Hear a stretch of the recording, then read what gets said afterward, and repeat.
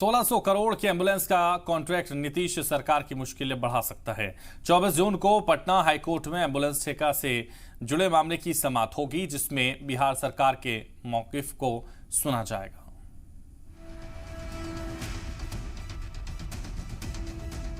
बिहार हुकूमत की free 102 ambulance service का कॉन्ट्रैक्ट गले की फांस बन सकती है।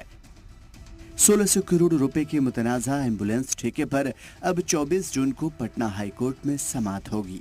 इल्जाम है कि नीतीश सरकार ने ज़ाब्तों को ताक पर रखकर 1600 करोड़ रुपए ठेका ऐसी कंपनी को दिया जो तनाज़े से घिरी हुई है।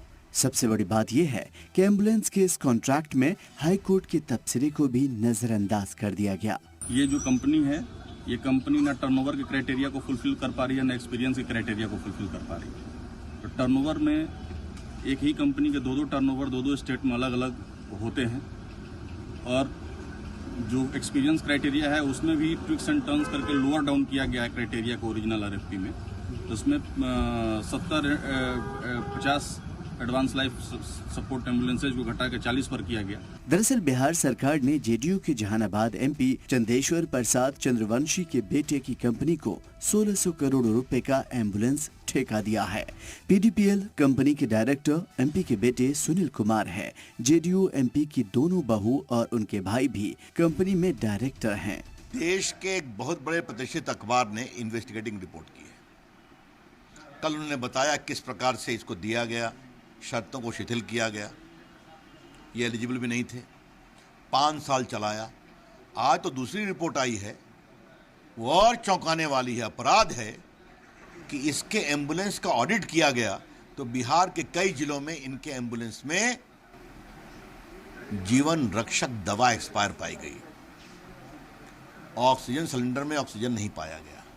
ये एम्बुलेंस क्या काम करते हैं? 1600 करोड़ का एम्बुलेंस घोटाला हुआ है, और वो भी अपने जदयू के एमपी के बेटे को, जो डायरेक्टर उसमें है Pashupatinath distributor private limited, Jehanabad के एमपी हैं, उसको कोरोना काल में उस पर गंभीर आरोप लगा। एम्बुलेंस में ऑक्सीजन नहीं, एक्सपायरी दवा है, लाइफ सपोर्ट नहीं। 1600 करोड़ के गड़बड़ झाले की खबर जैसे ही मीडिया में आई, जेडीयू एमपी चंदेश्वर प्रसाद चंद्रवंशी ने सफाई दी। बोले, परिवार के लोग डायरेक्ट हैं और परिवार के लोग बिजनेस करेंगे ना। 2017 से भी एम्बुलेंस काम कर रहा है, लेकिन हमारा उसमें कोई मतलब नहीं है। हमारे परिवार के लोग उसमें, उस कंपनी में डायरेक्टर हैं और काम कर रहे हैं। अब बता क्या बात पॉलिटिकल अचीवमेंट, तो कोई ऐसा थोड़े है कि कोई पॉलिटिकल आदमी का, कोई परिवार का आदमी कोई बिजनेस नहीं करेगा कि नहीं? आप लोग बताइए। बीजेपी यही आरोप लगा रही है कि जितना बीजेपी के लोग से पूछे। लेकिन सवाल यहाँ 1600 करोड़ रुपए का है। सवाल उस कंपनी से है जो पहले से तनाज़े में है। इसलिए सवाल उठता है कि क्या नीतीश सरकार ने अपने चहेते एमपी के बेटे के लिए ज़ाब्तों की खिलाफ वर्जी की है? जवाब नीतीश सरकार के वजीर दे रहे हैं। का तो बिहार सरकार सब लोगों को देती है। जो अभी विवादित कंपनी है तो देखेगी, जो विधि सम्मत काम है वो सरकार करती है।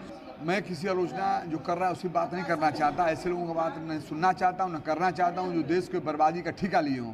रही सवाल जो आपने क्वेश्चन किया, मैं इसका जवाब दूंगा। हमारे नेता ने, आप जानते हैं कि कोई होगा गड़बड़ करेगा, उसको हमारे नेता छोड़ते नहीं, निर्देशित करते हैं जो गड़बड़ होगा बचे ना।